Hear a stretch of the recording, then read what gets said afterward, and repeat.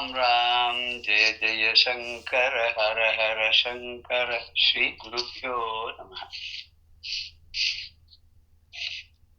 திருவிளையாடல் புராணம் பார்த்துட்டு இருக்கோம். யாருடைய திருவிளையாடல் அப்படின்னா பரமேஸ்வரனுடைய திருவிளையாடல், என்னாளுடைய சிவனுடைய திருவிளையாடல் பார்த்துட்டு இருக்கோம். அவன் எப்பேற்பட்டவன் அப்படின்னா, ஏன் அவனுக்கு என்ன அவ்வளவு பெருமை? மற்றவருடைய திருவிளையாடல் எல்லாம் சொல்லாது அவனோட திருவிளையாடல் ஒன்னுத்தன சொல்லணும். அதுக்கு என்ன பெருமை அப்படின்னா, திருமூலர் சொல்ற, உடலாய் உயிராய் உலகமதாய் கடலாய் கார்முகில் நீர்பொழி வானாய் இடையாய் உலப்பிலி எங்கும் இருந்தானாகி அடையார் பெருவழி அண்ணல் நின்றானே அப்படிங்கிறார். பேர்பட்டவன் இல்லையா அவன்? அவனுடைய திருவிளையாடல் சொல்ல வேண்டாமா?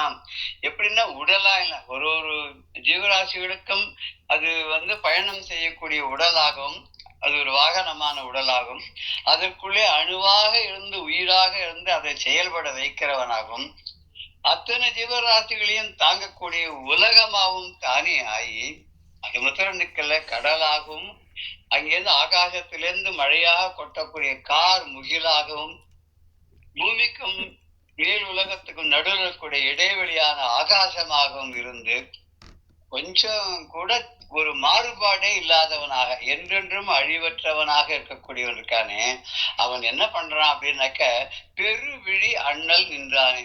அவனுடைய விசாலமான கண்களை உடைய அந்த அண்ணல்னா ஒரு மகான் பெரியவர் அப்படின்ற மாதிரி அர்த்தம்.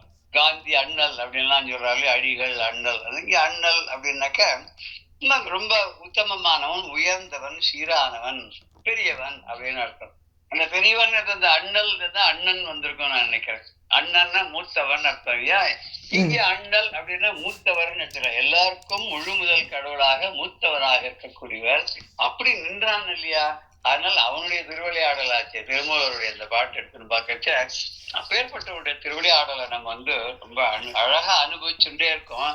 அவன் அது மாத்திரம் இல்ல, அவர் கேட்கும் போது தாய்மான சுவாமி சொல்ற, ஐவகை பூதம் ஆதியை வகுத்து, பஞ்சபூதங்களையும் நீயே வரிசைக்கிரமா அழகா வகுத்து கொடுத்த, அதனுள் அச்சர சர வேதமான யாவையும் வகுத்து, நடக்கிறது நடக்காது, இருக்கிறது இல்லாத, சாவர ஜங்கம எல்லாவற்றையும் பாகுபாடு இல்லாத வகுத்து, இது இத்தனையும் இந்த பஞ்சபூதங்களால் ஆனதாக செய்து, இதுக்குள்ள நல்ல அறிவையும் வகுத்து, இதுக்கு புத்தியும் கொடுத்த, மனசையும் கொடுத்த, புத்தியும் கொடுத்த. சரி, இது நல்ல வழிபடுத்தணும்ன்றதுக்கு ஒரு அறிவுரை வேணும் இல்லையோ? புத்திக்கு கூட ஒரு அறிவுரை, எங்கேயாவது ஒரு சோர்ஸ் இருக்கணும் இல்லையோ? அதுக்காக மறை ஆதி நூலையும் வகுத்து, மறை ஆதின மறை முதலான உபனிஷத்து, வேதம், இதுமான நூல்களை எல்லாம் வகுத்து செய்து கொடுத்து, சைவல் முதல் ஆமளவும் சமயமும் வகுத்து, ஒரு 6 விதமான பாதைகளை வகுத்து கொடுத்து, நீ சைவமோ வைஷ்ணவமோ சாக்தமோ கௌமாரமோ காணாபத்தியமோ எதை வேணாலும் நீ ஃபாலோ பண்ணுன்னு 6 விதமான பாதையை அமைத்து கொடுத்து, எல்லா பாதையும் கடைசியில் எங்கிட்ட தான் சேர்க்கிறது அப்படின்றது ஒரு நிலையும் வகுத்து கொடுத்து, சமரசம் வகுத்த. இது ஒண்ணு கூட வித்தியாசமே கிடையாது, எல்லாத்துக்கும் சமமான ரசம் தான். ரசம்னா சுவை, சுவை என்ன அடையக்கூடிய ஒரு ஆனந்தமான ஒரு இடம், அது பரமானந்தமான இடம். அது எதுன்னா இறைவனுடைய திருவடி தான் அந்த பரமானந்தமான இடம். அதுக்கு சமரசம், எல்லாத்தையும் சமமாக வைத்து, இதுல போனா அதுல போனா, எதுல போனாலும் ஒண்ணுதான் ஐயா, நீ எதுல வேணாலும் போ, உன்னுடைய எய்ம் ஒரே இதுவா இருக்க வரைக்கும் எப்படி போனாலும் அங்கதான் போகும். All roads lead to Rome சொல்றா இல்லையா? அது மாதிரி அப்படியே வகுத்து எல்லாம் பண்ணியப்பா. ஏ பரமேஸ்வரா, உன்னை யான் அணுகும் தன்னொருள் வகுக்க இல்லையே, நான் உன்னை சுலபமா அடைஞ்சு விடலாம் அப்படின்றதுக்கு ஒரு நல்ல வழி நீ பண்ணி வைக்கலையே அப்படின்னு சொல்லி அதுல கேட்கிறார். ஏதாவது ஒரு சமயம் பெரியவாட்ட போய் எல்லாரும் கேட்டாலாம், பாருங்க மத்த மதத்துல எல்லாம் ரொம்ப சுலபமான வழி இருக்கு, என்னன்னு எல்லாம் சொல்லியிருக்கா. அப்புறம் நம்ம இதுலயே கூட ஒரு பிரிவுல என்னன்னா, நீ எல்லாத்தையும் மன்னிப்பு கேட்டு சரணாகதி பண்ணிட்டாலே உனக்கு மோட்சம்னா சொல்ற, எதுவுமே வேண்டாங்கிற, எதையுமே ஃபாலோ பண்ண வேண்டாங்கிறா. இதோ வெறும நாமத்தை சொல்லிட்டு இருந்தா போறோங்கிறா, நாம சங்கீர்த்தனம் பண்ணா போறோங்கிறா. மற்றதுல அதெல்லாம் எதுவுமே வேண்டவே வேண்டாம், நீ ஏதோ நல்ல காரியங்களை பண்ணிட்டு இருந்தா போறோம், உனக்கு நல்லது கிடைக்குங்கிறா. இன்னொருத்தர் சொல்ற, எங்க மார்க்கத்துக்கு வந்துவிட்டாலே முக்தி தாயா அப்படின்னு ஒருத்தர் சொல்றா. இப்படி இருக்கே, நீங்க ஏன் நம்ம இதுக்கு ஒரு சுலபமான ஒரு வழிய சாஸ்திரங்கள்ல எடுத்து வகுத்து கொடுக்க கூடாது?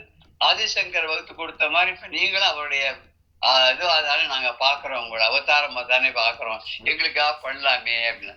அது பெரியவா சொன்னாலாம், எங்களெல்லாம் நியமிச்சிருக்கிறதே எதுக்குன்னா இதெல்லாம் மாற்றத்துக்கு இல்ல, வழி வழியாக வந்து கொண்டிருக்கக்கூடிய அந்த சாஸ்திரங்களையும் அதனுடைய நடைமுறைகளையும் அதை கடைபிடிக்கக்கூடிய வழிமுறைகளையும் சரியா நடக்கிறதான்னு பார்த்து நடக்கலன்னு நடக்க வைக்கிறதுக்கு தான் எங்களெல்லாம் வச்சிருக்காளே தவிர அவ பண்ணி வச்சதெல்லாம் மாற்றத்துக்காக எங்களுக்கு எந்த விதமான அதிகாரமும் கொடுக்கல, அதுக்கு உண்டான சக்தியும் கொடுக்கல, அது என்னுடைய வேலையே இல்லை அப்படின்னு சொல்லிட்டாருன்னு சொல்லுவா. அதனால எதையுமே சுலபமா பண்ணிட்டாக்க சுலபமா கிடைக்கிறதுன்னா அதுல மதிப்பு மரியாதை எல்லாம் போயிடும். எரிசா கிடைக்காது. இப்ப கடவுளே நம்ம சுலபமா பாத்துட முடியாது. நான் கூப்பிட்டோன்னா வராரு அப்படின்னா நம்ம என்ன பண்ணுவோம், அடுத்த நாள் அவரை வச்சு வியாபாரம் பண்ண ஆரம்பிச்சோம். இந்த கிருஷ்ணன் இருக்காரே, நான் என்ன சொன்னாலும் கேட்பார். இந்த சிவன் இருக்காரு, நான் உட்காரு எழுந்திருப்பேன். ஏதோ ஒரு கம்பெனியில ஆபீசர் மாதிரி நம்ம ஆரம்பிச்சிருவோம். அப்புறம் அடுத்த நாள் டிக்கெட் வாசலர் போட்டு டிக்கெட் கொடுத்து எல்லாரும் கியூல நிக்க வச்சு ஒருத்தரையும் கூப்பிட்டு அவளுடைய குறைய சொல்லி அவளுக்கு பரிகாரம் சொல்லி இந்த பக்கம் நம்ம சொத்தெல்லாம் சேர்த்து நல்லா பண்ண ஆரம்பிச்சோம். அதனால வாரியார் சொல்ற சுவாமியை பார்க்கணுங்கிற ஆசை இருக்கணும். ஆனா சுவாமி நம்ம முன்னாடி வந்துவிடாது சுலபமா வந்துவிட்டாருனால அவனுடைய மரியாதை எல்லாம் கேட்டு போயிடும் அப்படின்றார். அது எதுவும் சுலபமா கிடைக்காத வரைக்கும் தான் அதுக்கு ஒரு மரியாதைன்னா.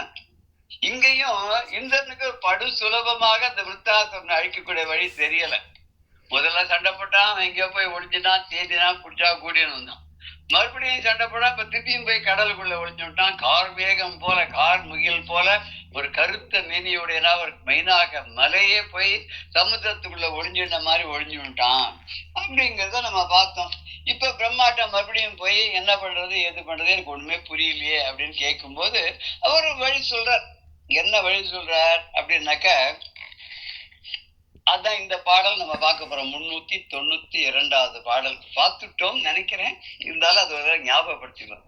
விந்தம் வெப்ப அடக்கினார்க்கு ஈது உரை என விடுப்ப மீண்டு சந்த வெப்படைத்தான் வானோர் தலைவனை முகமன் கூறி வந்த வெப்ப அறுத்தான் வந்தது எவன் என பறகளெல்லாம் சிந்த வெப்ப அறுத்தான் வந்த செயலெல்லாம் முறையார் சக்தி அப்படின்ற நம்ம பார்த்தோம். என்ன பண்ண இந்திரனை பிரம்மதேவர் சொன்னார், இந்த விந்திய மலையை அடைக்கன ஒருத்தர் முனிவர் இருக்கார்ப்பா, அவரை நீ என்ன பண்ற போய் பார், அந்த அகஸ்திய முனிவரை போய் பார்த்து உன்னுடைய கஷ்டத்தை எல்லாம் சொல்லு. உன்னுடைய எல்லா விவரத்தையும் சொன்னேன்னாக்க அவர் என்ன பண்ணுவார் அப்படின்னாக்க உனக்கு என்ன வழி சொல்லணுமோ அதை சொல்லுவார் அப்படின்னு சொன்ன உடனே கேட்டோன்னு என்ன பண்ணா இந்திரன் நேர விந்திய மலையை அடக்கிய அந்த அகஸ்திய மாமுனிவர் இருக்கக்கூடிய பொதிகை மலைக்கு போனார். பொதிகை மலைக்கு போன உடனே அங்க அந்த முனிவர் எப்பேற்பட்ட முனிவரா இருக்காருன்னா, பந்தபாசங்களை எல்லாம் அறுத்து தொலைத்து அப்படி இறைவனுக்கு நெருக்கமாக விளங்கக்கூடியவரான அந்த அகஸ்தியர். அவரை போய் தேவேந்திரன் போய் பார்க்கறான். போன உடனே அவர் என்ன பண்ற, இந்திரன் பெரிய பதவி இல்லையா, அகஸ்தியர் உடனே வான்னு கூப்பிட்டு ரொம்ப ஆசையா அவர் உட்கார வச்சு அவருக்கு என்ன வேண்டியதெல்லாம் கொடுத்து உபச்சாரம் எல்லாம் பண்ணி, என்ன எப்படி இருக்கே, எது சௌக்கியமா எல்லாம் கேட்பா இல்லையா, அந்த மாதிரி குசல பிரசனம்லாம் விசாரிச்சு, ஆமா என்ன திடீர்னு இந்த பக்கம் வந்தேன் நாம கூட கேட்போம் இல்லையா, செல்வம் என்ன இந்த பக்கம் காத்து அடிச்சது அப்படின்னு கேட்போம். நக்கலா வராதவா, எப்பவுமே வராதவா, நம்மளை வச்சு நினைக்காத பார்க்காதவா திடீர்னு ஒரு நாள் வந்துட்டான்னா நம்ம ஒரு மாதிரியா கேட்போம், என்ன எங்க காத்து இந்த பக்கம் அடிச்சது வந்துட்டேன் என்ன வேணும் அப்படின்னு கேட்பான். நம்ம கேட்கிற மாதிரி இவரும் வந்த காரணம் எதுக்குப்பா வந்திருக்கேன், என்ன வேணும் உனக்கு, இவர் ரொம்ப சீரியஸா கேட்கிற, உனக்கு நான் என்ன செய்யணும் அப்படின்னு. இந்த இந்திரன் சொல்றான். அவன் எப்பேற்பட்ட இந்திரன் அப்படின்னா, மலைகளுடைய சிறகுகளை எல்லாம் வெட்டியவன், ரெக்கைகளெல்லாம் வெட்டிய அந்த இந்திரன். இவர் யாரு, மலையவே அடக்கினவர், மலைகளுடைய கர்வத்தை அடக்கிய, எல்லா மலைகளுடைய கர்வத்தையும் அடக்க அதனுடைய சிறகுகள் எல்லாம் வெட்டிய அந்த இந்திரன் போய் அகஸ்திய மாமுனிவரை பார்க்கிறான். அவர்கிட்ட போய் பார்த்து என்ன சொல்றான், தன்னுடைய கஷ்டங்களை எல்லாம் ஆதியிலேருந்து அந்த வரைக்கும் என்னென்ன இது வரைக்கும் நடந்ததோ அத்தனையும் அவர்கிட்ட சொல்றான். சொன்ன உடனே என்ன பண்றாரு, உனக்கு என்ன, அந்த விருத்தாசுரன் எங்க ஒளிஞ்சுட்டு இருக்கான், அவனை எப்படி பிடிக்கிறதுன்னு உனக்கு வேணும், அவ்வளவுதானே, ரைட் பண்ணும், அதுக்கு ஒரு வழியை நாம யோசனை பண்ணலாம் அப்படிங்கிறது. விந்த வெப்பு அடக்கினார்க்கு, விந்திய மலையை அடக்கி அந்த அகஸ்திய முனிவருக்கு ஈது உரை என விடுப்ப, ஈது உரை, இதை போய் சொல்லு, இந்த செய்தியை சொல்வாயாக என விடுப்ப அவனை அனுப்ப. விடுப்பன்னு வந்து செய்திகளை விடுத்தான், கடிதம் விடுத்தான் சொல்லி அம்பை விடுத்தான்னா இந்த நான்ல இருந்து அதை விடுபட செய்தான் அர்த்தம். இங்க வந்து நீ போய் உன் மனசுல இருக்கிற எண்ணத்தெல்லாம் விடுப்ப, அவர்கள் போய் விண்ணப்பம் செய்து கூறுவாய் அப்படின்னு அனுப்பிச்சோன்னு மீண்டும் அங்கிருந்து திரும்பி இவன் தான் இந்த லோகம் அந்த லோகம் பிரம்மாக்கும் மற்ற வாழ்க்கும் யார் நமக்கு உபகாரம் பண்ணுவா இந்த விஷயத்துல அப்படின்ற மாதிரி இங்கேயும் அங்கேயும் போயிட்டு வந்துட்டு இருக்கான். இது கூட ரகுவம்சத்துல ஒரு இடம் வரும். என்னன்னாக்கா சூர்பனகை வந்து ராமன்ட்டையும் லக்ஷ்மணன்கிட்டையும் மாத்தி மாத்தி போயிட்டு இருந்தாலும் ராமன் அங்க போனுவார், லக்ஷ்மணன் இங்க போனுவார். அது ஒரு இடம் ஒண்ணு வருது, ஞாபகம் இருக்கா? உபயகூல பாக்குன்னு வரும். கரெக்ட். அதாவது ரெண்டு கரையும் மாத்தி மாத்தி எப்படி அந்த அலை போய் நெருங்கி வருதோ, நான் எப்போது ரொம்ப நாள் முன்னாடி அது பார்த்தது. அது பரவாயில்ல, எங்கேயோ இது ஒட்டுறது. அது அப்படி நதியினுடைய அலையானது எப்படி இங்கேயும் அங்கேயும் போயிட்டு வந்துட்டு இருக்கா, அது சூர்படைக்கு அப்படி போயிட்டு வந்தான் மாதிரி இந்திரனும் பாவம் இங்கேயும் அங்கேயும் அலைஞ்சுட்டே இருக்கான். கடைசியில வந்துட்டான், ஒரு சரியான இடத்துக்கு வந்துட்டான். அதுவும் ரொம்ப சுலபமா வரல. சுலபமா வந்துட்டா என்ன ஆகும்னா ரொம்ப சீப்பா போயிடும், எதுவும் எளிதா கிடைச்சான்னு சொன்னேன் இல்லையா. அதெல்லாம் இங்க வந்த உடனே அவன் என்ன பண்றான்னாக்க இங்க மீண்டும் வந்து எந்த இடத்தை அடையிறான்னு சந்தன வெறுப்பு அடைந்தான். சந்தன மரங்கள் நிறைந்த காடாக இருக்கக்கூடிய வெறுப்புன மலை, பொறுப்பு அப்படின்னாலும் மலை, அந்த மலையை அடைந்தான். மலையை சந்தன மரங்கள் இருந்த பொதிகை மலையை எய்தினான்னு அடைந்தான். அங்க யார் இருக்கா அப்படின்னா பந்த வெறுப்பு அறுத்தான், பாசபந்தங்களை எல்லாம். அப்படிப்பட்ட மலை போல இருக்கக்கூடிய அந்த தடைகள் எல்லாம் விலக்கி விட்ட அங்க வந்து தவம் செய்யக்கூடிய அந்த மாமுனிவன், அந்த முனிவரை வானோ தலைவனை, அந்த முனிவன் யார சொல்ற வானோர் தலைவனைன்னு வானவர்களுக்கு தேவர்களுக்கெல்லாம் தலைவனாக இருக்கக்கூடிய அந்த இந்திரனை முகமன் கூறின வரவேற்று உபசரித்து, இதுல கூட சொல்லுவா முகமன் கூறுவார்கள் அப்படின்னு சொல்றாக்கா அவர் வரவேற்புரை ஆற்றுவார்கள் அப்படின்னு அர்த்தம். சில பங்கன்ஸ் எல்லாம் கூட ரொம்ப தூய தமிழ்ல சொல்லணும்னு இப்போது என்னாரே முகமன் கூறி வரவேற்க நான் வரவேற்கிறேன் அப்படின்னு சொல்லுவார்.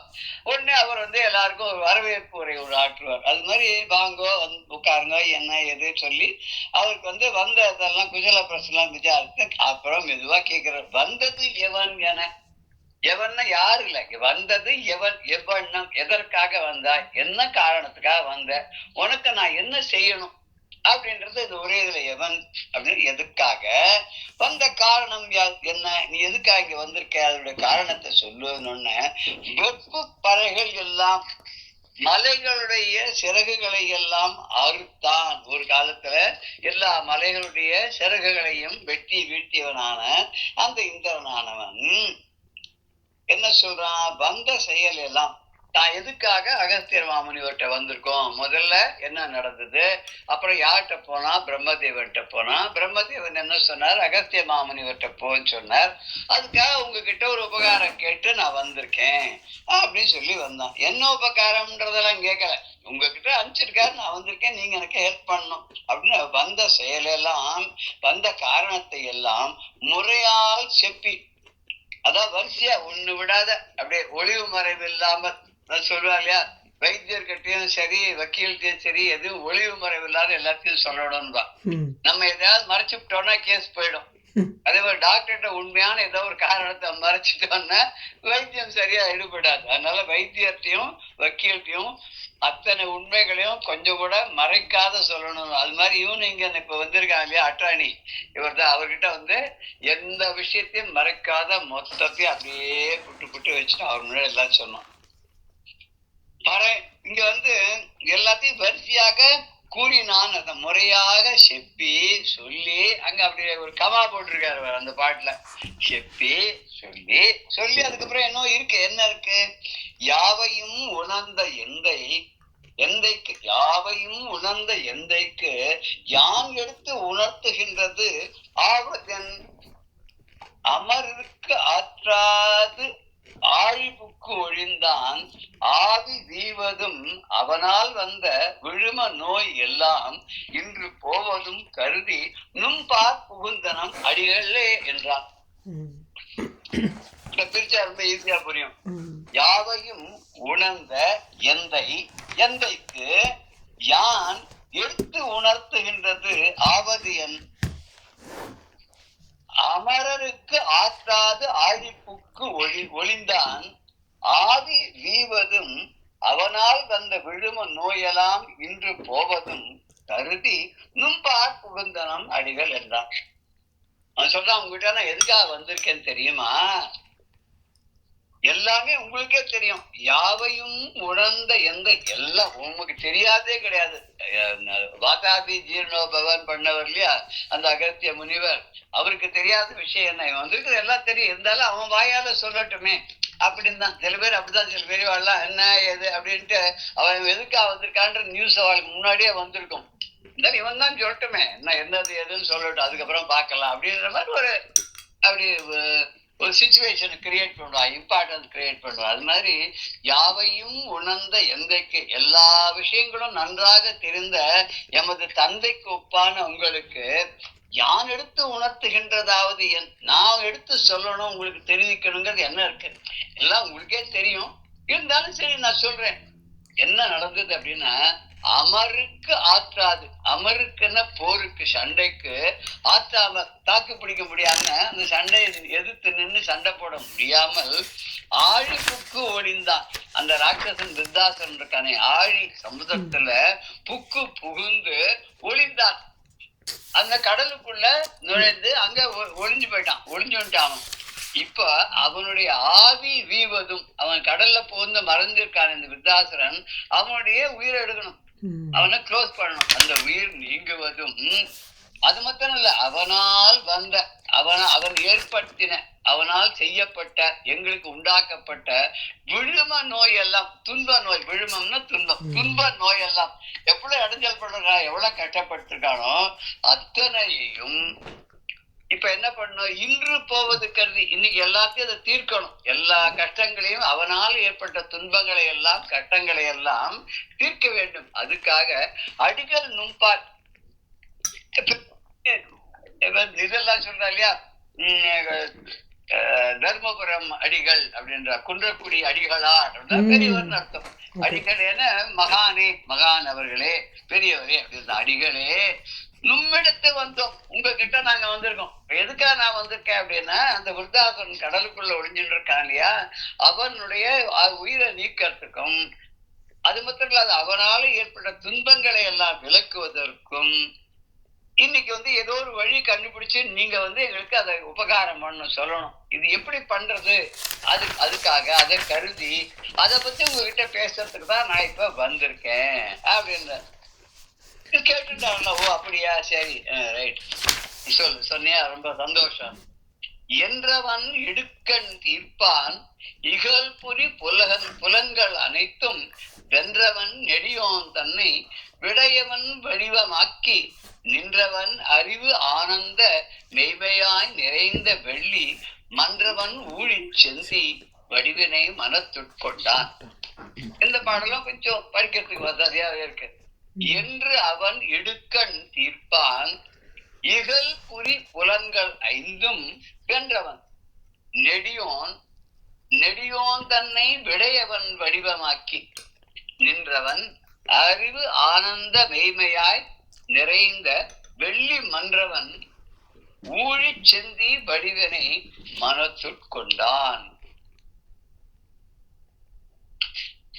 இப்படி இந்திரன் சொல்றான், என்ன இந்த மாதிரி விருத்தாசுரனை அழிக்கணும், அவனால் ஏற்பட்ட துன்பங்களை எல்லாம் தீர்க்கணும் அப்படின்னு என்றவன் எப்படி கூறிய இந்திரனுடைய இடுக்கண் தீர்ப்பான். இடுக்கண் அப்படின்னு சொன்னாக்க துக்கம், துன்பம் அப்படின்னு, துன்பத்தை எல்லாம் தீர்க்க இடுக்கண் வருங்கால் நகுக அப்படின்னு சொல்லல. கஷ்டம் வந்ததுன்னா நகுகன்னு சிரிக்கணுமா, கஷ்டம் வந்தா எப்படி சிரிக்க முடியும்? ஆமா, இடுக்கண் வந்தா கஷ்டம் வந்தா ஒரு குரல் ஒண்ணு இருக்கு, எடுக்கண் களைவதாம் நட்புன்னு ஒண்ணு. ஆமா, உடுக்கை இழந்தவன் கை போல அங்கே, கை போலாங்கே இடுக்கண் களைவதான் நட்பு. அதாவது நம்ம கட்டின்னு இருக்கிற துணியான நழுவும் போது நம்ம அறியாத நம்முடைய கைகள் போய் அந்த துணியை இழுத்து கட்டி விடுற மாதிரி நண்பனுடைய ஒரு துயரத்தை அறிந்து அவன் கேட்கறதுக்கு முன்னாடி போய் இடுக்கண் களைவதான் நட்பு. நட்புகளோட அடையாளம் என்னன்னா அவனுடைய துன்பத்தை எல்லாம் தீர்ப்பது அப்படிங்கிறார். இங்கேயும் இந்திரன் சொன்னோடனே ஏற்கனவே தெரியுது எதுக்காக வந்திருக்கான்னு தெரியுது, அவன் வாயால சொல்லட்டுமே அப்படின்னு கேட்டுட்டு இப்போ இத்தனையும் சொன்னான் அவன். என்று இவன் அப்படி சொன்ன அவனுடைய இடுக்கண் தீர்ப்பான், அவனுடைய துன்பங்களை எல்லாம் தீர்க்கும் பொருட்டு இகல் புரி புலன்கள் ஐந்தும் வென்றவன். இகல்னா இகல் புரினா பகையை செய்யக்கூடிய. இகல்ன்ற வார்த்தை கூட திருக்குறள்ல வருது. என்னன்னாக்க அகலாது அணுகாது தீக்காய்வார் போல் இகல் வெல்லல் வேந்தற்கு அழகு அப்படின்னு ஒரு திருக்குறள் வரும். அதாவது அகலாது அணுகாது தீக்காய்வார் போல். இந்த குளிர் காலத்துல அந்த காலத்துல இருந்திருக்கு திருவள்ளுவர் காலத்திலேயே நிறைய இந்த மரங்கள் சுள்ளிகள் எல்லாத்தையும் போட்டு நெருப்பு முட்டி சுத்தி வர உட்கார்ந்துட்டு அந்த குளிர் காலத்துல மார்கழி மாசத்துல அந்த குளிரை போக்குறதுக்காக எல்லாரும் உட்கார்ந்துட்டு போலாம். அந்த பாட்டுக்கிட்ட பாடிட்டு அப்படியே ராத்திரியில அதுக்கு ஏதோ அது கூட சொல்வா, அது என்ன ஒரு ஃபயர்னு கூட சொல்வா. அதுக்கு அப்ப ரொம்ப கிட்ட போனாலும் என்ன ஆகும், அந்த தீ நம்மளை எரிச்சிடும், சுட்டுடும். ரொம்ப விலகி போனாலும் அந்த நெருப்புடைய சூடு நம்மள தேராது. அப்போ அகலாது தள்ளியும் போகாத, அணுகாது ரொம்பவும் நெருங்காத, அகலாது அணுகாது தீக்காய்வார் போல். அந்த எப்படி நெருப்புல அந்த சூட்டை இவர்கள் அனுபவிக்கிறாளோ அது மாதிரி இகல் வெல்லல் வேந்தற்கு அழகு. இகல் வெல்ல பகைவரை வெல்லுதல். ரொம்ப அதான் சொல்ல அடுத்து கெடுக்கிறது சொல்லலையா, அந்த மாதிரி ரொம்ப கிட்டம் போய் நட்பு வச்சு கூடாது, ரொம்ப ஒதுங்கி இருக்கக்கூடாது. அந்த மாதிரி இல்லாத எப்படி யார அத எந்த மாதிரி நிலையில வச்சிருந்து எப்படி ஜெயிக்கணும்னு தெரிஞ்சுட்டு இந்த இகல் வெல்லல் பகையை வெல்லுவது வேந்தற்கு அழகன்.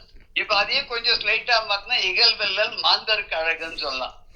நம்ம ரொம்ப நெருங்கினாலும் நம்மளால செய்ய முடியாத உதவியா கேட்டு அன்பாரஸ் பண்ணிடுவா. ரொம்ப தள்ளி இருந்தாலும் நமக்கு ஏதோ ஒரு அவசியம் வரும்போது நம்ம அவா கிட்ட போக முடியாது. அதனால அதே திருக்குறள் எங்க எடுத்துட்டாலும் அகலாது அணுகாது தீக்காய்வார் போல் இகல் வெல்லல் மாந்தருக்கு அழகு அப்படின்னு கூட நம்ம ஸ்லைட்டா மாத்தி நம்ம உபயோகப்படுத்தலாம், யூஸ் பண்ணிக்கலாம். வள்ளுவர் கோச்சு போறாரான்னு இல்ல, அதை யூஸ் பண்ணிக்கலாம். இப்படி புலன்கள் ஐந்தும் வென்றவன், தன்னுடைய புலன்களை எல்லாம் தன்னுடைய இந்திரியங்களை எல்லாம் வென்றவன அடக்கியவனான அந்த நெடியோன் தன்னை வென்றவனும் அங்க கமா போட்டுக்கணும். யாரு? அந்த அகத்திய முனிவர். தன்னுடைய பொறிகளை எல்லாம் வென்றவனான அப்பேற்பட்ட அந்த ஒரு பெருமை வாய்ந்தவனும் நெடியோன் தன்னை, இங்க ஒரு கதையை சொல்ல போறார் ஒரே லைன்ல.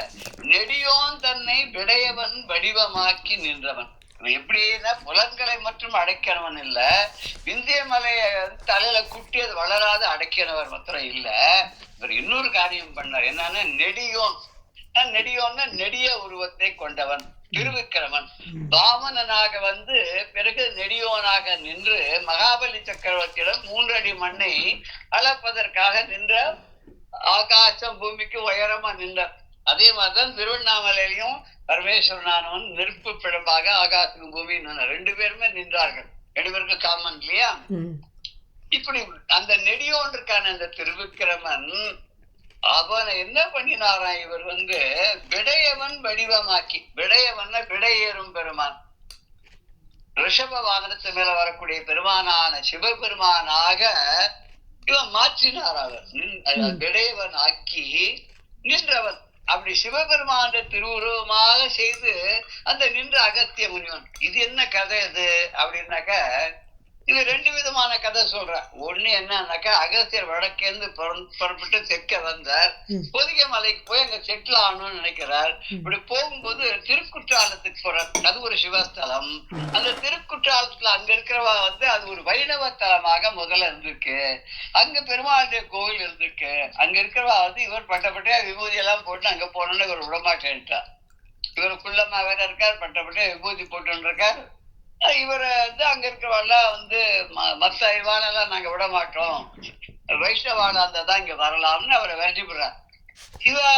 அவர் மறுநாளைக்கு என்ன பண்ணணும்னா, வைஷ்ணவராக திருமணம் இட்டு ஒரு திருமால் அடியார் போல ஒரு கோலம் கொண்டு மறுநாளைக்கு மறுபடியும் வர்றார். வந்த உடனே எல்லாருமே கதவை திறக்கிறார். கதவை திறந்து பார்த்தா உள்ளுக்குள்ள பெருமாளை காணும். அதுக்கு மேல சிவலிங்கம் இருக்கு. நீ எப்படி வர சொன்னியோ அப்படி வந்தேன், நான் வந்து உன்னுடைய பெருமாளே சிவனா மாறிட்டாரு பாரு, எனக்கு காட்சி கொடுக்குறாருன்னா சரி அவள்லாம் விலகி போயிட்டான். இப்படி ஒரு கதை ஒண்ணு இருக்கு. இப்படி ஒரு கதை ஒண்ணு இருக்கு. இதே மாதிரிதான் அங்க போற அங்க பெருமாள் கோயிலா இருக்கு. அங்க எல்லாரும் இவரை விடமாட்டேங்கிறார். விடமாட்டேன்னு சொன்னோன்னா அவர் ஏதோ ஒரு பாட்டு பாடிடுறார். பாட்டு பாடிட்டு போயிடுறார். பாட்டு பாடி போன உடனே அப்படியே மணலா கொட்டுறது, பெரிய ஒரு குன்று மாதிரி அப்படி மழையா கொட்டுறது. எது மணல் மணல் அது இதெல்லாம் வந்து மழையா கொட்டிடும். அந்த கோவில் முழுக்க அப்படியே அதுக்குள்ள மறைஞ்சு போயிடுது.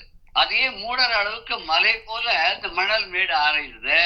மறுநாளைக்கு அங்க இருந்த அந்த வைஷ்ணவ எல்லாம் என்ன பண்றாங்கன்னா, இந்த மண் மாறி பெஞ்சிருக்கேன் அதெல்லாம் விளக்கிட்டு கோவிலை சுத்தம் பண்ணணும்னு சுத்தம் பண்ணிட்டு பார்த்தாக்க உள்ளுக்குள்ள வந்து பெருமாளை காணும். அதுக்கு பதிலாக திருக்குற்றாலநாதராக சிவபெருமான் அங்க இருந்தார் அப்படின்னு சொல்ற. ரெண்டு விதமான இருக்கு இது. இந்த பாட பேதம் அப்படிங்கிற மாதிரி கதை பேதமா கூட இருக்கலாம்னு நினைக்கிறாரு. இப்படி ரெண்டு விதமான விஷயங்கள் இருக்கு. இதுல வந்து அப்படி விடையவனாக மாற்ற யார நின்ற பெருமாளை, நெடிய நின்ற குன்றன நின்ற பெரும் பெம்மானி அப்படின்னு சொல்லிட்டு ஆண்டாள் பாசுரத்துல கூட ஒரு இடத்துல வருது. திருப்பாவையில ஒரு இடத்துல நெருப்பன நின்ற நெடுமாலைன்னு சொல்லி சொல்லுவார்.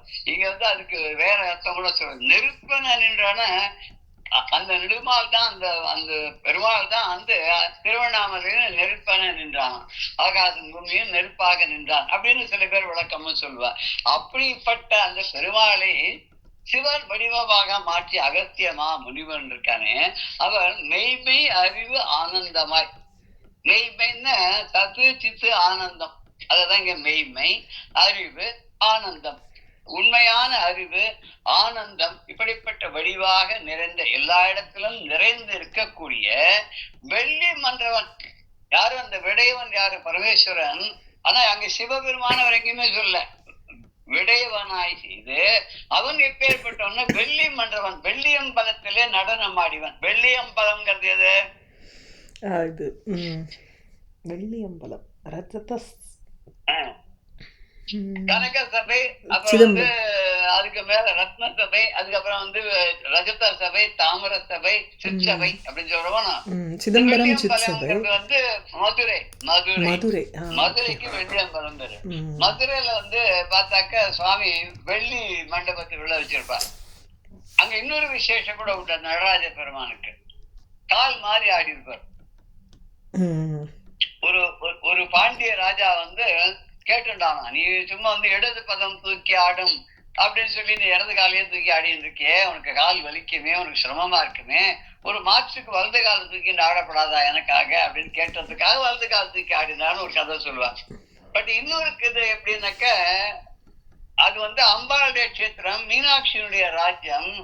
இவருடைய இடது கால் வந்து இடப்பக்கத்துல அம்பாள் விட்டு இருக்கா, அது இடது கால் வந்து அம்பாளுடைய காலு. அவருடைய கால் வேணா தூக்கி ஆடலாம், அம்பாளுடைய காலை தூக்கி ஆட முடியுமா? ஆடக்கூடாது. அதனால மாத்தி அவர் இடது காலத்தை வச்சுட்டு கீழே வச்சுட்டு, ஏன்னா பூமியே ஆடி போயிடுமே, அவருடைய ஆட்சியில அவருடைய பாதம் தானே பூமியில இருக்கணும்னால வச்சுட்டு தன்னுடைய பாதமான வலது பாதத்தை தூக்கி ஆடினார் அப்படின்ட்டு அப்படி ஒரு கதை இருக்கு. இதெல்லாம் வந்து செவி வழியாக வரக்கூடிய செய்தியாக தான் நம்ம பாக்குறோம். அப்படி வெள்ளியம்பலவான வெள்ளி மன்றவன், மன்றம்னா சபை, ரஜத சபை, வெள்ளி சபை, வெள்ளி மன்றத்திலே மன்றாடி அப்படின்னு பேரு சிவனுக்கு. மன்றத்திலே ஆடுபவன் மன்றாடி, அவனுக்கு கூத்தாடின்னு பேரு. கூத்து ஆடுவதனால நடனம் ஆடுவன், கூத்துனா நடனம், நடனம் ஆடுவதால அவன் கூத்தாடி, மன்றத்திலே ஆடுவதனால மன்றாடி. இதுவெல்லாம் நிறைய பேர்லாம் அவருக்கு உண்டு, தமிழ்ல நிறைய பேர்கள்லாம் உண்டு. அப்பேற்பட்ட ஒரு சிவந்த ஊழித்தையை போல திருவண்ணாமலை நின்றானே, ஆகாசத்துக்கு பூமிக்கு நெருப்பாக நின்ற அந்த நெடுமாலாக இருந்தானே, அவனுடைய உருவை மனத்துள் கொண்டான். மனசுக்குள்ள அந்த அகஸ்திய மாமுனிவர் என்ன பண்ணார், மனசுல ஒரு நிமிஷம் நினைச்சுட்டார், என்னடா அது இக்கட்டான நிலையா இருக்கு, இவன் நம்மள வந்து காலில் விழுந்து நீதான் ஹெல்ப் பண்ணணும்னு சொல்லி கேட்கிறானே, இவனுக்கு எப்படி உபகாரம் பண்றது அப்படின்னு மனசுக்குள்ள நினைச்சுட்டாராம். எப்பேற்பட்டவர் அவர்? விந்திய மலையே அடக்கியவர் அவர். அது மாத்திரம் இல்ல, அவர் வந்து எல்லாம் புலன்களை எல்லாம் வென்றவர், வேதத்தை எல்லாம் கரைச்சு கொடுத்தவர், வேத நாயக்கனையே வழிபடக்கூடியவர், அந்த பரமேஸ்வரனுக்கு ரொம்ப வேண்டியவர், பெருமாளையே பரமேஸ்வரனாக இந்த குற்றாலத்திலே மாற்றியவர். அப்பேற்பட்டவர் அந்த வெள்ளியம் பலத்தை ஆடக்கூடிய அந்த பரமேஸ்வரனை மனசுக்குள்ள நினைச்சிருந்தாராம். ஏன்னா மதுரைக்கு பக்கத்துல தானே இருக்கு. இல்லையா? பொதிகை மலையில மதுரையில இருந்து இன்னும் கொஞ்சம் போனோம். சவுத் தெற்கா இல்லைன்னா சவுத் வெஸ்ட். நியரட் இல்ல சவுத் வெஸ்ட். பொதிகை மலைங்கிறது சவுத் வெஸ்ட் தானே போனோம். அதனால அங்க அந்த ஊர்ல வந்து பெருமாள் சிவபெருமான் வந்து அங்க வெள்ளியம்பலத்தில் ஆடுறார் அப்படின்னால அவரை மனசுல நினைச்சுண்டு என்ன பண்றது, இவனுக்கு எப்படி உபகாரம் பண்றது அப்படின்னு சொல்லி நினைச்சு பாக்குறாரு.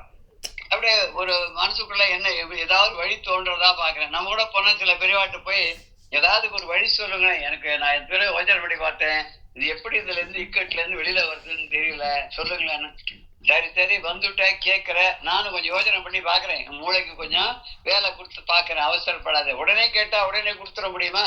கொஞ்சம் இரு, தப்பெல்லாம் பண்ணிட்டு வந்து கடைசியில வரிய முதல்லயே என்கிட்ட கேட்டிருந்தா நான் நல்ல வழி சொல்லி கொடுத்துருப்பேன், எப்படி பண்றது அப்படி பெரியவாள்லாம் சொல்லுவா இல்லையா? அது மாதிரி இவன் என்ன சொல்றாருன்னா, இது வந்துட்ட உனக்கு நான் ஒரு நல்ல வழியை சொல்லணும், கொஞ்சம் இரு யோசனை பண்றேன் அப்படின்னு யோசனை பண்றாரு. யோசனை பண்ணிட்டு என்ன பண்றாரு அப்படின்னா, கைதவன் கறந்த வைகும் கடலை வெப்படக்கும் கையில் பெருந்துழுந்து எல்லை தாக்கி பருகினான் பிறை சீர் சென்னி ஐயனது அருளை பெற்றார்க்கு அதிசயம் இதன்கொல் மூன்று வையமும் முத்தொழிலும் செய்ய வல்லவரே ஆவரன்றோ அப்படிங்கிறது. இது வந்து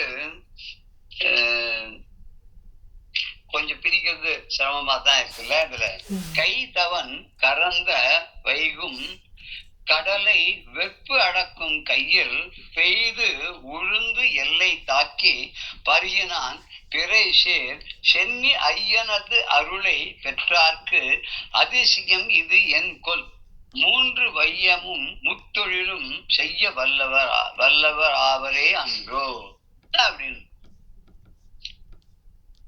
இல்ல வஞ்சகனான விருத்தாசுரன் இருக்கானே, அவன் என்ன பண்றான்னு போய் கடலுக்குள்ள மறைஞ்சு போயிட்டான்.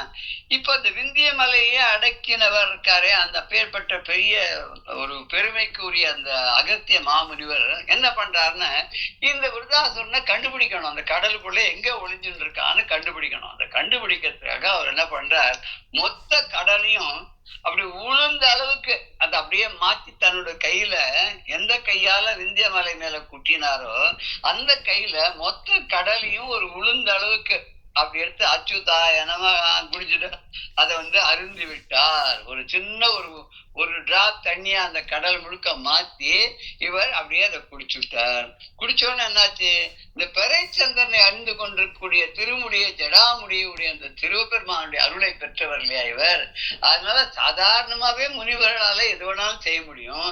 அதனுடைய ஒரு பிரதம முக்கியமான ரொம்ப நெருக்கமான ஒரு சிவனடியாராக விளங்கக்கூடிய இந்த அகத்திய மாமுனிவருக்கு இவர் இதை பண்றதுல என்ன அதிசயம் இருக்கு? சிவனடியார்களுக்கு வந்து இந்த மாதிரி அதிசயங்கள்லாம் பண்றது ஒண்ணும் பெரிய அற்புதம் எல்லாம் ஒண்ணும் கிடையாது. ஏன்னா இந்த மூன்று உலகத்துக்கும் மூன்று விதமான படைத்தல் காத்தல் அழித்தல் தொழிலையும் செய்வதற்கு சிவனடியார்களால முடியுமா?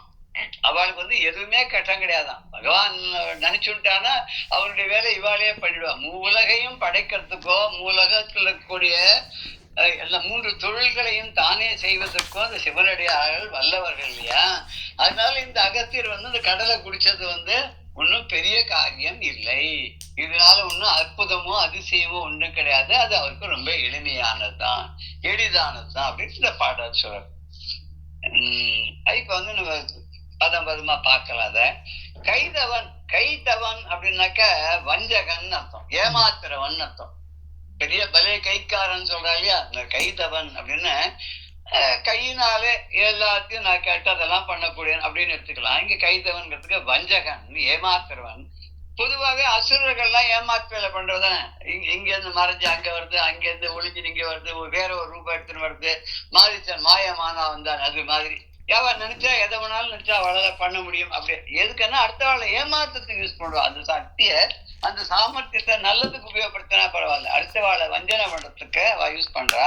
அப்படி கைதவன் அவன் கறந்து வைகும் கடலை, கறந்த வைகும் கடலைன்னு கறந்து வைகும் கடலை, கறந்துன மறைஞ்சு ஒளிந்து வைகும் கடலை இருக்கக்கூடிய, அதாவது அங்க மறைஞ்சு ஒளிந்து அங்க வாழக்கூடிய, அங்க உள்ளுக்குள்ள இருக்கக்கூடிய அந்த கடலை சமுதிரத்தை வெப்பு அடக்கும் கையில் பெய்து, வெப்பு அடக்கும் விந்திய மலையை அடக்கிய கையில் பெய்து, கையில கொண்டு பெய்துன்னு அந்த மொத்த சமுதிரத்தையும் கையில எடுத்துட்டு உளுந்து எல்லைத்து ஆக்கி, உளுந்து எல்லைத்துன்னா சின்ன உளுந்தினுடைய அளவுக்கு, உளுந்து லாக்கு பதிலா யா யூஸ் பண்ணுங்க, உளுந்து எல்லை. ஏன்னா அப்பவே தெரியும் பிற்காலத்துல இப்படி எல்லாம் வரப்போறதுன்னு. பழம்னா பழம் சொல்லுவா, வாழைன்னா வாழைன்னு சொல்லுவான். அதனால அவர் லாவாக்கிட்டாருங்க. லாவாக்கிறதுக்கு போல லாவாக்கிட்டார். உளுந்துங்கிறத உளுந்துட்டு என்ன பண்ணுவேன், நீ உழவன்கிறத உழவன் சொல்ல போற, கிழவன கிழவன் சொல்ல போற, நான் மாத்திடுறேன் இப்ப எல்லாத்தையும், கிழவன கிழவன் அப்படின்னு. இங்க உளுந்துங்கிறத உளுந்து, உளுந்து எல்லைத்து ஆக்கி, அப்புறம் உளுந்த அளவுக்கு அதை சின்னதாக ஆக்கி என்ன பண்ணார், பருகினார், குடிச்சுட்டார். அந்த ஒரே இதை அனந்தாயனமா கோவிந்தாயனமா இல்ல, அச்சுதாயனமாவே கடலை முழுக்க குடிச்சாச்சு அவரு. அது குடித்த உடனே என்னாச்சுன்னு, பிறை சேர் சென்னி ஐயனது அருளை பெற்றார்கள். பிறை சேர், இளம் பிறை சேர்ந்த தலையில சூடி கொண்டிருக்கக்கூடிய சென்னி ஐயன், தலையை உடைய ஜடாமுடியை உடைய ஐயன் அந்த பெருமானார்க்கானே அவனுடைய அருளை பெற்றார்க்கு, அந்த சிவபெருமானுடைய திருவருளை பெற்ற அடியார்கள் இருக்காரே அவளுக்கு இது என்ன பெரிய காரியமா, திருவருளை பெற்ற அடியாளுக்கு இது அதிசயம் என்ன, இது பண்றதுல என்ன பெரிய இது இருக்கு, என்னென்னோ பண்றா. அவ பண்ற காரியங்கள்லாம் நினைச்சு பார்த்தா அவக்களமா இருக்கு. அது இது என்ன பெரிய பெரிய காரியமா, அது அவருக்கு இதால முடியாத காரியமா, அது இதுல அதிசயமே ஒண்ணும் இல்லையே. இது அதிசயம் இதுல அதிசயம் என்பது என்ன இருக்கு, மூன்று வையம், மூன்று உலகத்திலும் முத்தொழிலும் செய்ய வல்லவர். இந்த படைத்தல் காத்தல் அடித்தல் சொல்லக்கூடிய மூன்று தொழில்களையும் இவர்களே செய்யக்கூடிய திறமை பெற்றவர்கள், வல்லவர்களாக இருக்கக்கூடியவர்கள் அவரே அன்று இந்த அடியார்கள் இல்லவா, அந்த பகவானுடைய அடியார்கள் அப்படின்னு சொல்லிட்டா. அதனாலதான் சொல்ல, பகவானுக்கு அபச்சாரம் பண்ணோம்னா பகவத் பக்தாளுக்கு அபச்சாரம் பண்ணக்கூடாது அப்படின்பா. பகவானுடைய பக்தர்களுக்கு ஏதாவது கேடு உண்டு பண்ணா பகவானுக்கு ரொம்பவே கோபம் வந்துடுமா. அவரை எதிர்த்தா கூட வந்துடணும், அதுக்காக கவலைப்பட மாட்டார். அவருடைய அடியார்களுக்கு துன்பத்தை விளைவித்தால் அவர் பொறுக்க மாட்டார். அப்பேற்பட்ட அந்த பரமேஸ்வரன் இருக்கானே, அந்த பரமேஸ்வரனுடைய மெய் அடியார்களாக வழங்கக்கூடிய சிவன் அடியார்களுக்கு இதெல்லாம் செய்யறது ஒன்றும் பெரிய அதிசயமான காரியம் இல்லையே அப்படின்னு சொல்லி இவர் என்ன பண்ண, இவர் குடிச்சிட்டாரு. குடிச்சதை அவரை சொல்றார். அதுக்கு அடுத்தது பாட்டுல என்ன சொல்ல போறாருன்னா, அறம் துறந்து ஈட்டு வார்த்து அமரும் பெற செல்வம் போல, அறம் துறந்து ஈட்டுவார் அப்படி எங்க பிடிக்கணும், ஈட்டுவார்த்தம், அறம் துறந்து ஈட்டுவார்த்தம் அரும் பெற செல்வம் போல, வரந்தன படுநீர் பௌவம் வடவைகண் புலப்பட்டு அங்கு நிறைந்த செம்மணியும் அத்தி நீண்டு எரி சிகை போல் நீண்டு சிறந்து எழு பவள காடும் திணி இருள் விழுங்கிட்டம்மா அப்படின்னு. இது கொஞ்சம் கடமுடான்னு நம்மள போட்டு பாக்குறாரு. அறம் துறந்து ஈட்டு, அறம் துறந்து ஈட்டுவார் தம் அரும் பெரும் செல்வம் போல, அதாவது தர்மத்தை எல்லாம் கை விட்டுட்டு பாவத்தை எல்லாம் செஞ்சு பாவத்தையே தேடி அதனால செல்வத்தை எல்லாம் சேர்த்தவர், ஏமாத்தி செல்வத்தை சேர்த்து விடுறது. எப்படி வந்ததுன்னு கேட்டா தெரியாது, கணக்கு கொடுக்க முடியாது. அந்த அளவுக்கு எல்லாரையும் ஏமாத்தி பணத்தை கொள்ளையா சேர்த்து வச்சு, அவையார் சொல்றாங்களே ஒருத்துல, பாடுபட்டு தேடி பணத்தை புதைத்து வைத்த கேடுகட்ட மானிடரே கேளுங்கள்னா, கேடுகட்ட மானிட பணத்தை மொத்தம் சேர்த்து வைக்கிறேன், அதுக்காக புதைச்சுதானே வைப்பா. அப்பெல்லாம் பேங்க் அதெல்லாம் கிடையாது. இல்லைன்னா அந்த வியாபாரிகிட்ட கொடுத்தப்பா அவ யூஸ் பண்ணுவா, கேட்கும் போது கொடுப்பாரு. அதை விட பெஸ்ட் என்னன்னா, சேர்த்து யாருக்கும் தெரியாத பின்னாடி ஒரு பள்ளம் தோண்டி அதுக்குள்ள ஆழமா புதைச்சு வச்சு மேல ஒரு செடியை நட்டு விடுறது. இவாளுக்கு மட்டும் தான் தெரியும், இந்த மரத்துங்கிற இத்தனை இந்த கொடா இருக்கு, இவ்வளவு பெரிய கொடா இருக்கு, இதுக்குள்ள இவ்வளவு காசு இருக்கு இப்படின்னு அவளுக்கு பார்த்தா தெரியும். இப்படி தேடி புதைத்து வைத்த கேடுகட்ட மானிடரே, திடீர்னு ஒரு நாள் இந்த உடல் விட்டு இந்த உயிர் ஓடி போயிட போறதுப்பா. அப்படி போகும்போது கூடு விட்டு ஆவிதான் போயிருந்த பெண் ஆரே அனுபவிப்பார் பாவிகால். ஒரு நாள் உன் உடம்ப விட்டு உன் உயிர் பறந்து போயிடும். அப்ப நீ இத்தனை செல்வத்தையும் நீ விட்டுட்டு போயிட போறியப்பா, அப்ப அந்த செல்வத்தெல்லாம் யாரு அனுபவிக்க போறா, ஏ பாவிகளே அப்படின்னு கேட்கிறார். பாதிகால் அந்த பணம் நீ விட்டுட்டு போறிய அந்த பணத்தை யார் அனுபவிக்க போறா? இப்படி சேர்த்து சேர்த்து வைக்கிறியே, அனுபவி, எல்லாருக்கும் தர்மம் பண்ணு, எல்லாருக்கும் கொடுங்கிறாரோ. பணக்காரனா பகவான் ஒருத்தர் வைக்கிறது எதுக்குன்னா ஏழைகளுக்கு எல்லாம் கொடுக்கறதுக்கு தான், பங்கு போட்டுக்கிறதுக்கு தான். எத்தனை பேருக்கு கொடுக்கற வேலையை அவன் செய்யாத உன் மூலமா செய்யணும்ன்றதுக்காக தான் பண்றான். நீ கொடு அப்படின்னு சொல்ற. அது மாதிரி இங்க தர்மத்தை விட்டு விட்டு தர்மம் இல்லாத வழியில பாவத்தை செய்து அதனால தேடுகின்ற பெரிய செல்வத்தை எல்லாம் வச்சிருக்கூடுவார்க்கா இல்லையா, அவ அந்த செல்வம் என்ன ஆகும்னா திடீர்னு ஒரு நாள் போயிடும், கையை விட்டு ஒரு நாள் போயிடும். என்ன ஆகும், திடீர்னு போச்சு, எல்லாம் எல்லாம் காலி. நேற்று வரைக்கும் பெரிய பணக்காரர், பெரிய கார்ல, பென்ஸ் கார்ல போயிட்டு வந்து பார்த்தா இன்னைக்கு அது கூட ஔவையார் இடத்துல இருக்கு தெரியுமா, குடைநிழல் இருந்து குஞ்சரம் ஊர்ந்தோர் நடை இழந்து ஓரூர் நன்னினும் நன்னுவர.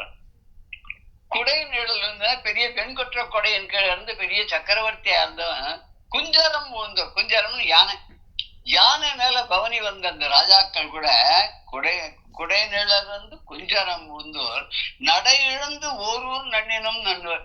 நடக்கிறதுக்கு கூட தெம்பு இல்லாத மாதிரி எல்லாத்தையும் இழந்துட்டு நல சக்கரவர்த்தி மாதிரி